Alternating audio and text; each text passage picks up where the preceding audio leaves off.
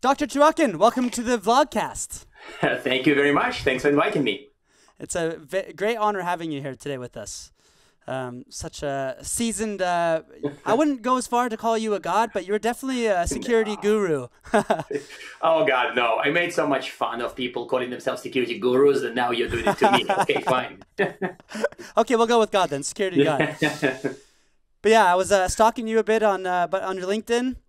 A very impressive 20-year-long resume in the area, in the security monitoring area, where you've had the pleasure of calling yourself everything from a chief strategist, chief logging evangelist. We need more of those, actually. We still need a lot more of those. And my favorite and most interesting, in my opinion, is the vice president of research for Gartner. Awesome. So and you're forgetting distinguished analyst. I made it all the way to VP distinguished analyst, which is like a top rank for an analyst at Gartner.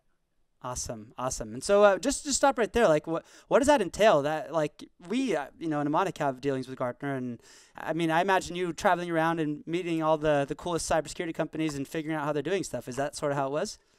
Well, not only that, that's one half. The other half is, of course, to give advice to other companies and write research, right? So if people don't know it, maybe people don't realize it, but a lot of the analyst firm work is learning from clients so that we can then teach other clients. Very little stuff is kind of made up because, frankly, analysts don't make anything up. We typically synthesize from what we see. So it's kind of funny that the job is called the analyst, but you really mostly are a synthesizer, I guess, because we mostly can see patterns and kind of export them to other clients. It's kind of maybe, I wouldn't say it's a dirty secret, but it's a secret. It's a not a well-kept secret. That's largely what the analyst job entails. So I used to learn from how people do things and then kind of like process it into research and into guidance. And then we help many other companies and organizations deal with their security operations problems. Awesome. Well, that sounds like a very fun job. It was a fun job, yes. At that point, yeah. It was a very fun job, yes. So if you look back at those 20 years, how did we get to where we are today then? I know it's a very broad question, but it's tough to ask. Well, first thing is, just for legal purposes, it wasn't 20 years. It was probably like 19 and a half. So my first close encounter with security monitoring technologies like SIEM was in fact in 2002. And it's really slightly scary that some of the stuff we deal with today in 2020 is sort of very reminiscent of the stuff that I've seen back in 2002. So let me first say that I'm not one of those curmudgeons who basically said, oh, cloud's like a mainframe, there's nothing new. I'm not talking about that. I'm talking about the problems. Technologies have changed. There's no debate about that. We have cloud computing, we have distributed, we have mobile, we have lots and lots of other tech. So tech changed, but some of the problems we face are kind of not changed. And so I remember probably around 2002, I was actually writing a correlation rule for a SIEM product that I worked for back in the day. And one of the things was like, people are using default passwords and people doing password guessing. So it was a very popular and very common attack type, password guessing or using a default password.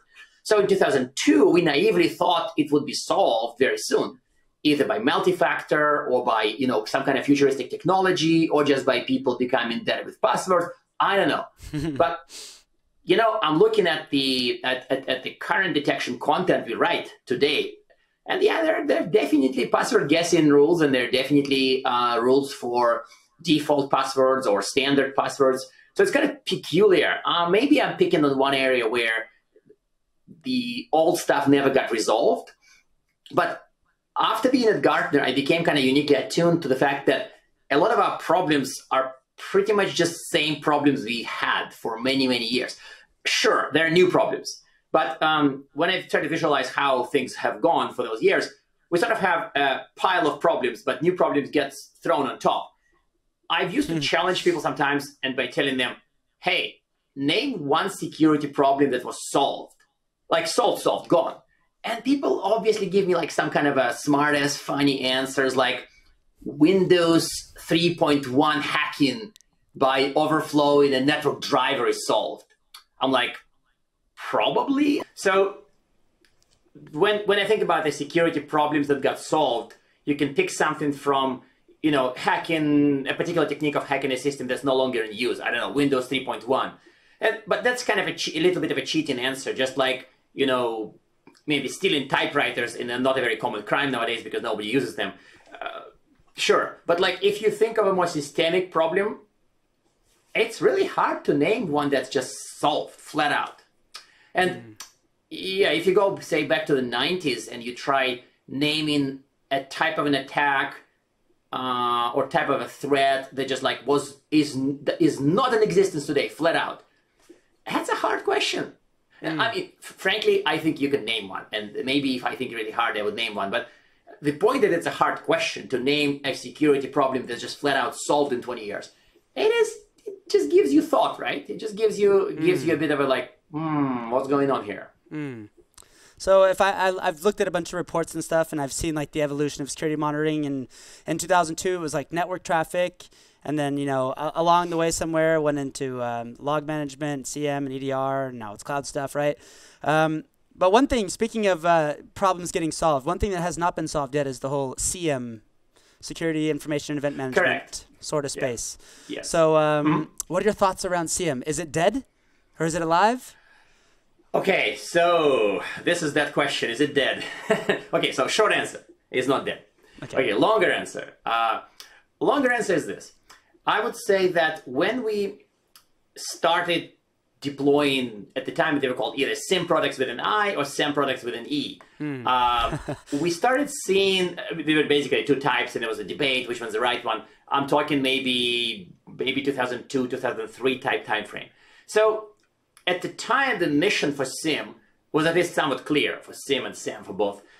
And so later on, I think Gartner in around 2004, my timing may be a little off by a year, basically combined SIEM and SIEM into one and called it SIEM. So the four-letter acronym was born.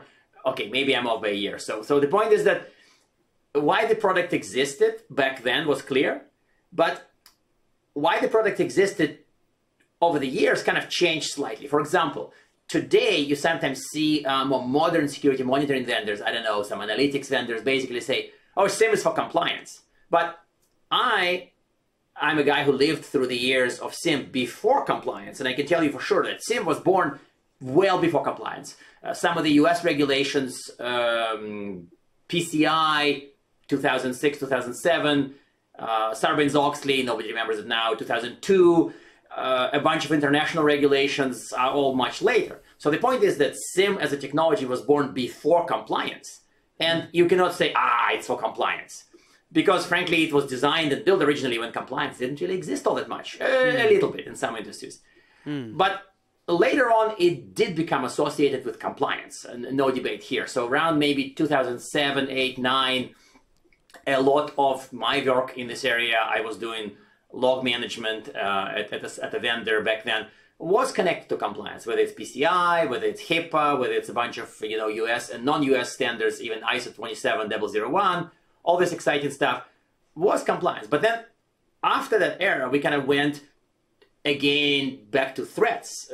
I shouldn't say back to the roots, but I would say back to SIEM as a monitoring console, threat detection console, investigation support console, alert centralization, of course, and a little bit of a workflow, which is now growing. So to me, I don't want to write a book about the history of SIEM because there's not really that many clients for it, but its evolution does teach us something, that it's a technology that had a chance to adapt multiple times, and it's a technology that went through some years where its reputation was quite bad. No debate here, again, reputation for complexity. And I've written enough, both before Gartner, at my old blog, and at Gartner, and then after Gartner, about how some of the challenges really aren't about SIEM technology being done wrong, but they're about the mission being hard.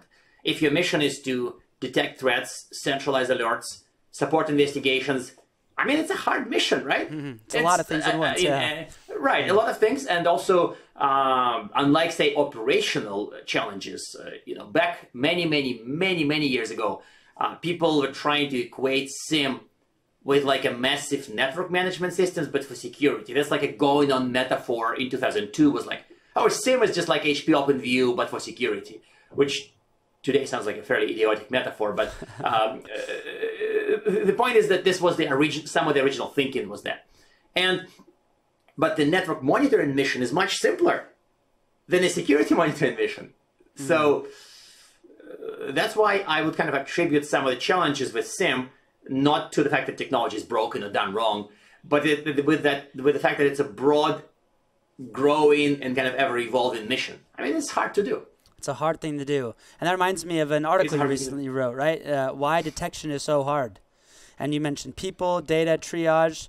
And I want to start with the people part, because there's so many aspects of why it's difficult in regards to people. What do you mean? Yeah. Explain that a little more.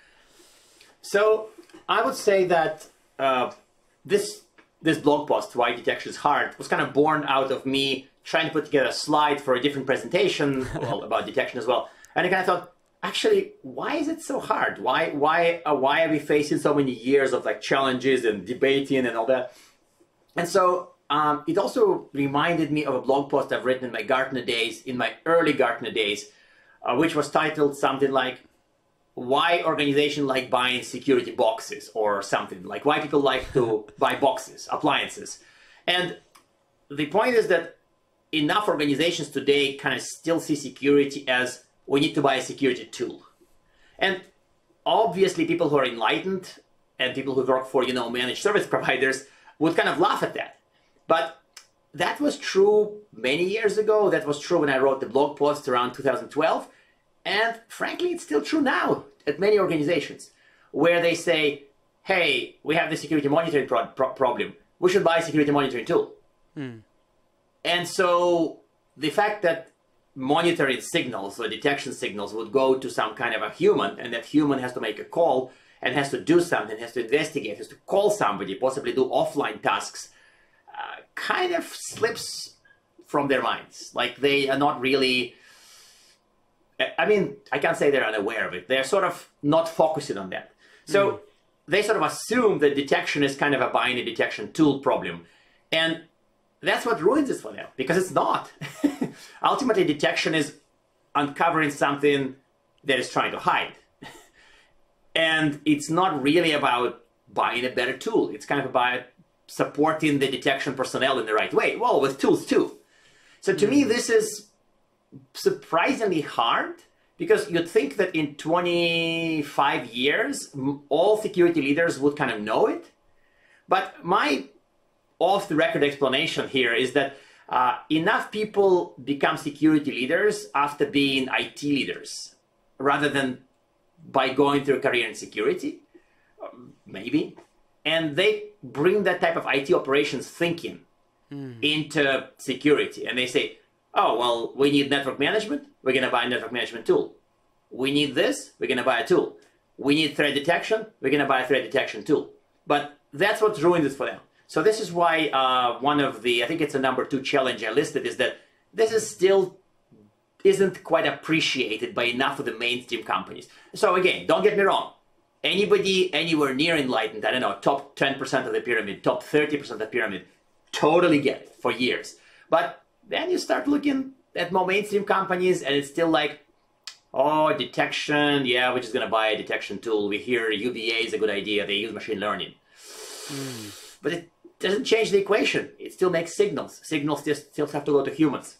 And then the other challenge I noted in this post is that in a lot of cases, the terrain or the domain where we are, the IT infrastructure of a company, is so messy, is so unorganized, ever-changing, layers of stuff from like mainframes to IoT piled on top, that it's actually a really good place to hide, but it's a really bad place to seek. Sorry to use the kind of a hide and seek metaphor here. So if you have, think of some kind of a, post-apocalyptic movie where there's like a abandoned factory. It's like a perfect chaos, things, you can hide there. But a lot of IT environments, to me, remind me of that type of a post-apocalyptic factory scene from some movie. A lot of stuff is broken. A lot of stuff is like propped by a pole. Something works, something doesn't. There's some new shiny stuff left over. And it's just not a very good place to hide, to look for an attacker.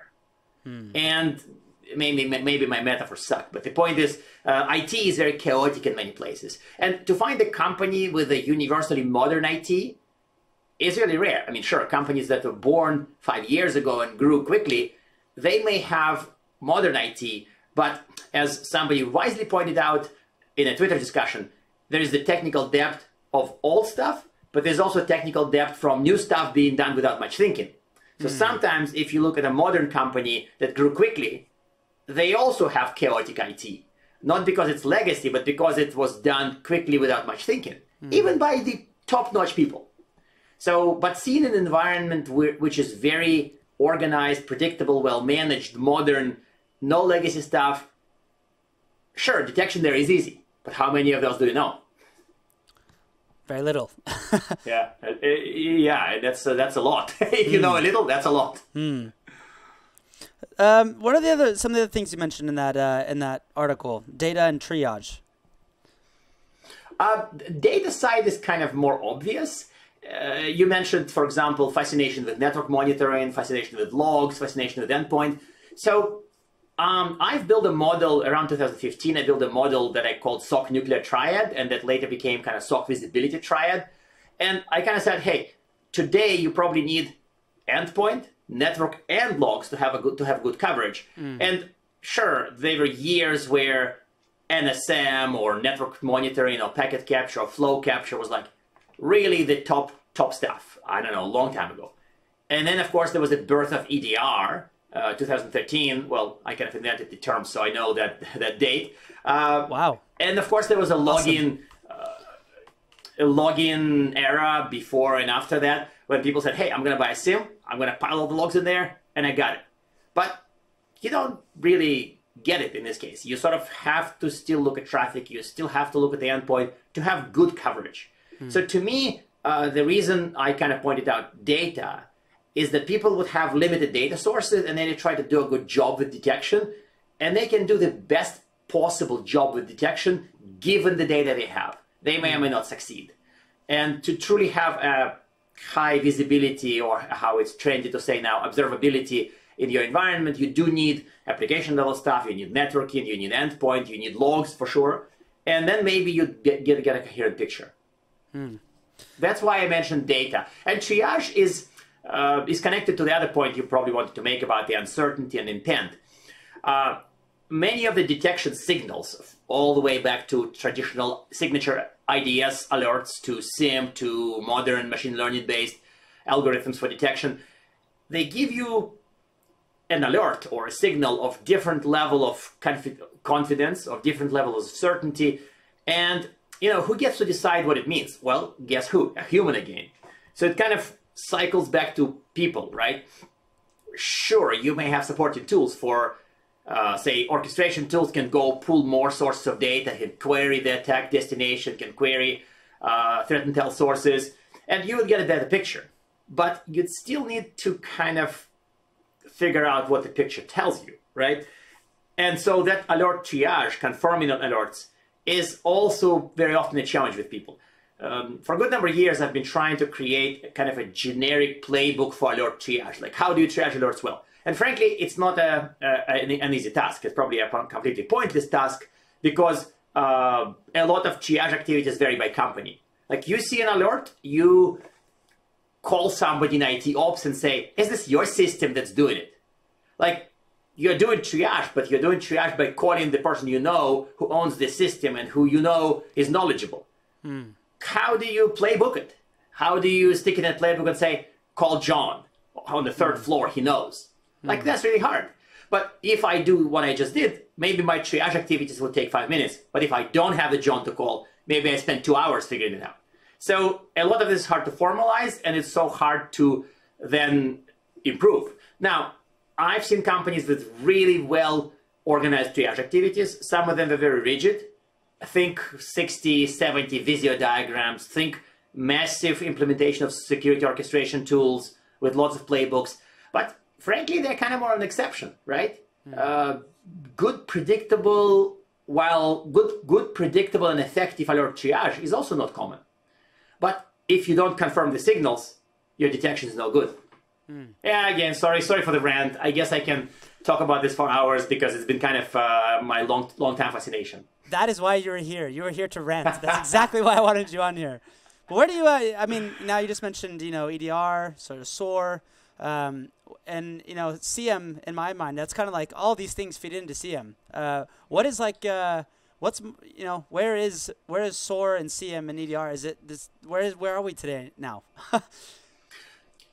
So that's actually a good question because let's first time travel to, let's say 2012. And this would be like the heyday of SIEM as an attempted single pane of glass. Like if you want to have a single pane of glass, if you're willing to try for it, whether you succeed or not, separate story, you're doing SIEM. I would say today I've noticed people with security operations centers where their main tool is a SOAR, which then queries a SIEM or log management repository. I've seen security operations centers with EDR, or they sometimes would call it XDR to kind of show an expanded mandate from EDR, where the EDR is the central console, while say a SIEM or log storage is an auxiliary.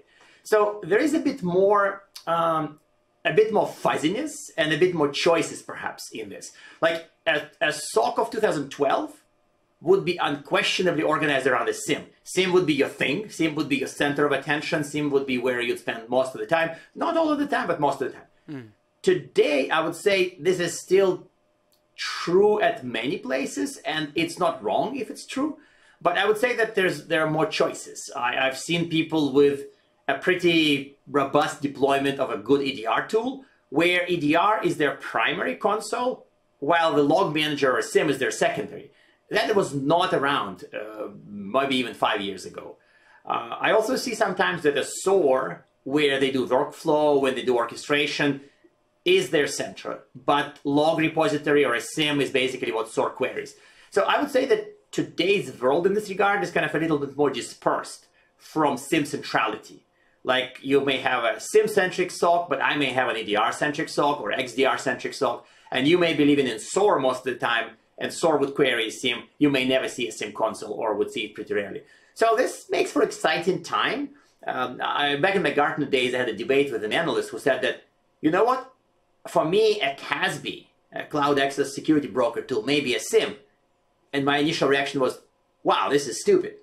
But then he said, wait a second, what about a company that doesn't have a data center, uses, 50 or 100 different SaaS services, does not run anything in public cloud IaaS or runs very little, and does not have a data center?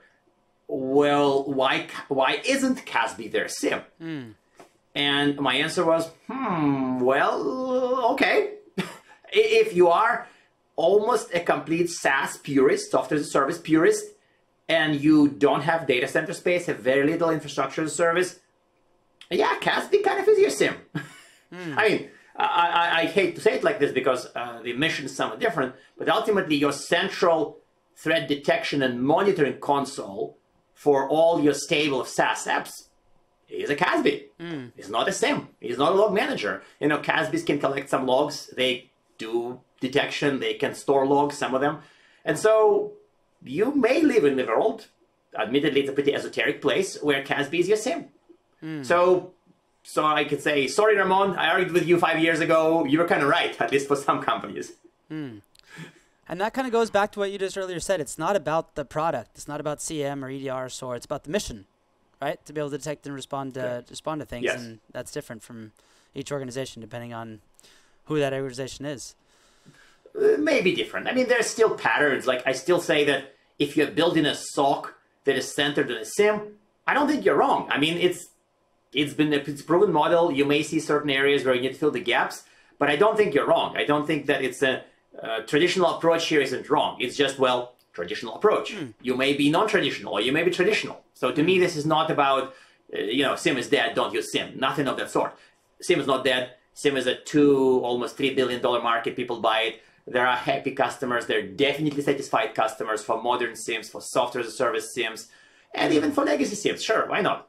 But the $1 million question, where do we go from here? What's next? Okay, good one. So So here's where my bias, because I work for Google, specifically Google Cloud Security sort of business unit, and I came there through Chronicle, I have a bit of a bias in favor of a software as a service SIEM, or software as a service model for a lot of detection and response. Now, I have a funny story about that, going back to the Gartner days. Several years ago, somebody told me that they think software as a service SIEM is going to grow. And I told them, well, doesn't it have to appear first before it grows? Like, if you look at the Magic Quadrant or just at the market of SIEM in 2015, there wasn't anybody with a credible software as a service model who was on AMQ or even in wide use. So, software as a service model for, say, vulnerability scanning was pioneered by Qualys 20 years ago. How about that? And the software as a service for SIEM is much younger. And it's been a bit of a mystery. I know I was almost involved in founding the software as a service SIEM vendor back in the day before my Gartner job. But the funny part is, software as a service SIEM was a slow start. But today it did start. And today I would say that unless you are in some kind of extreme cloud averse environment where you just absolutely hate the cloud and you just insist on using data centers for everything, most likely a lot of security threat detection would go cloud. And it was a really, really slow journey for this. And I feel like in the last 2-3 years, it really ramped up. Like if you look at the SIEM MQ 2020 Magic Quadrant, you'd see 2-3 credible software service SIEM vendors, a couple of vendors with hosted offerings, and you'd see that area finally go big. And to me, Chronicle is kind of our way of doing it. And to me, that way is, yeah, surely I would say it's superior. But I'll back it up by saying that it is superior because of the pricing model, because we don't charge per gigabyte, we charge per employee. So to me, SaaS SIEM is a big part of the future. And whether it would be called SIEM or security analytics, or maybe it would be called XDR, I don't know. I think that you would probably not be doing on-prem SIEM in 5 years. And you are very unlikely to be using on-premise SIEM in 10 years. And the main reason that is just because it's less work for you, right? It's just easier to get their information there. What are the main reasons why that is the case? Today, we did a paper on this, on kind of like a first Gartner paper on software as a service SIEM. Our team did in 2017 or 18, I don't recall. So the point is that when we did the analysis for the paper, I kind of thought, hey, it would be all about analytics. And in reality, it was all about it's much easier to manage. So exactly like you just said. So people said, we asked them, hey, why do you use SaaS SIEM? And they're like, I hate patching Red Hat boxes. And we're like, what? And they said, well, that's why we want to do cloud. We want to do SaaS. Because we don't want to maintain hardware. We don't want to performance-tune hardware. We don't want to pay for hardware. And to me, that has been a current motivator. But I still feel that the analytic advantages of SaaS, where you do have broader visibility of the data, and hence higher chances of applying analytics to data, to be ultimately a winning argument. And this is what happened with EDR, for example. EDR was born as an on-premise backed software, Carbon Black, 2000, don't recall the date, probably 13 as well. Yeah. And so later on, most of the EDR vendors kind of found a way to backend to the cloud because analytic advantages, ease of management, ease of deployment, lack of the need to manage massive scalable backends, well, at each client. So to me, in that sense, SaaS is the answer. And again, in other domains of security, people have known it for 10 years. I mean, you're not going to do like secure email gateway appliances has been kind of waning for many, many years. Web proxy, what Gartner would call secure web gateways. I mean, almost nobody's using appliances anymore. I mean, it's shrinking. But SIEM has been slower to uptake on the SaaS. And I think that's kind of a big deal for the next few years, next several years. Are there any other like small like benefits that people wouldn't guess just by having SIEM in the cloud? Anything surprising to people? Okay, surprising benefits. One thing I read about Chronicle was that you can store telemetry data in the cloud. And yeah, that maybe is just going back to your pricing model that you don't charge that way, and that's why that's significant. No, it's not only sure, but it's not only that. I think one of the hidden advantages is that so I got it. So when you own the cloud, or even if you purchase the cloud, I mean, we own the cloud. Obviously, our friends from Microsoft do too.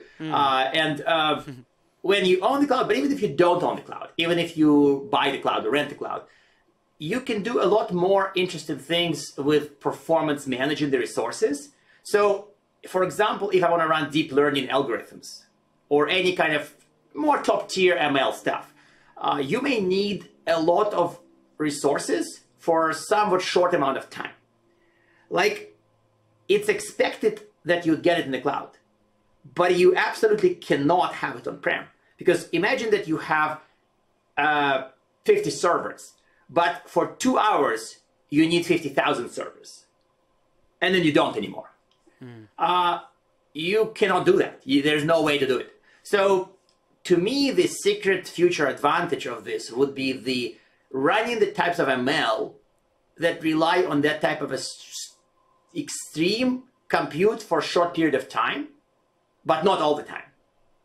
Because we can do it all the time, but then it will be costly. The point is that if you're on-prem, I would expect that certain algorithms you can never run.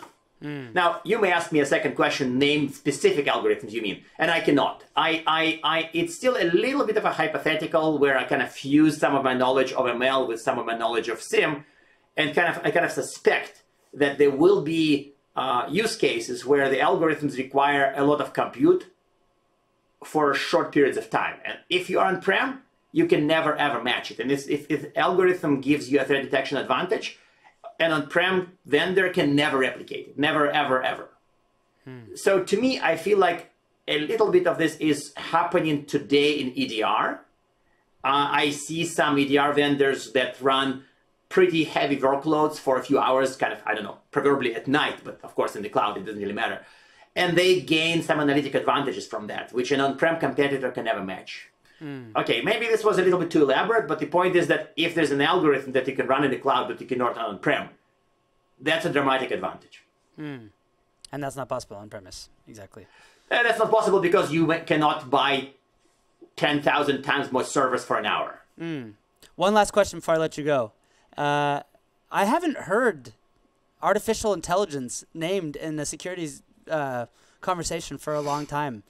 And that surprises me. And you're talking about machine learning. Where are we in terms of that? Why isn't that not like a big thing anymore? Or am I just, is it just because of coronavirus and I'm not at conferences anymore?